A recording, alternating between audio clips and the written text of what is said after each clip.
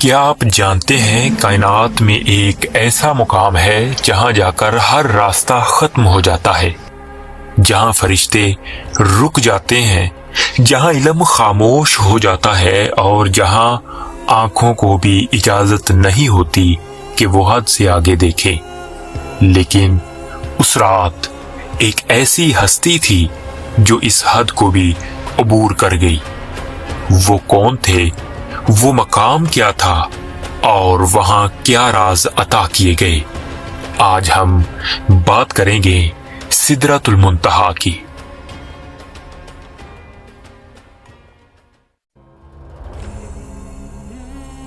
معزز سامعین، سدرۃ المنتہا دراصل ایک عظیم درخت ہے جس کا ذکر قرآن مجید سورۃ النجم میں آیا ہے۔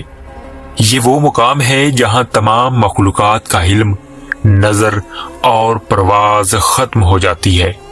یہ وہ آخری حد ہے جس سے آگے کوئی نبی، کوئی فرشتہ، کوئی مخلوق نہیں جا سکتی سوائے ایک ہستی کے، اور وہ ہے محمد صلی اللہ علیہ وآلہ وسلم۔ یہ واقعہ اس رات کا ہے جسے شب معراج کہا جاتا ہے۔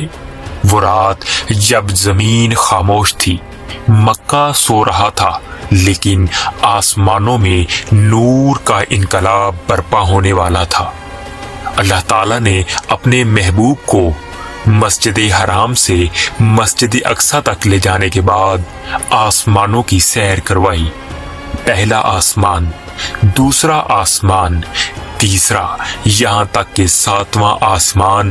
ہر آسمان پر عظیم انبیاء علیہ السلام سے ملاقات ہوئی، لیکن سفر ابھی مکمل نہیں ہوا تھا جب جبرائیل علیہ السلام رک گئے۔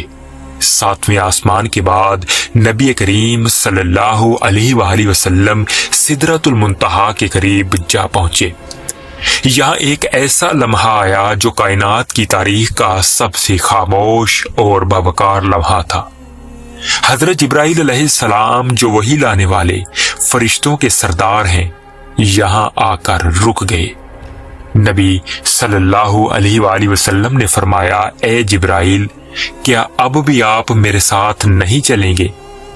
جبرائیل علیہ السلام نے عرض کیا، یا رسول اللہ صلی اللہ علیہ وآلہ وسلم، اگر میں اس مقام سے ایک قدم بھی آگے بڑھوں تو میرے پر جل جائیں گے۔ یہ وہ حد ہے جہاں تک میری رسائی ہے، آگے صرف آپ جا سکتے ہیں۔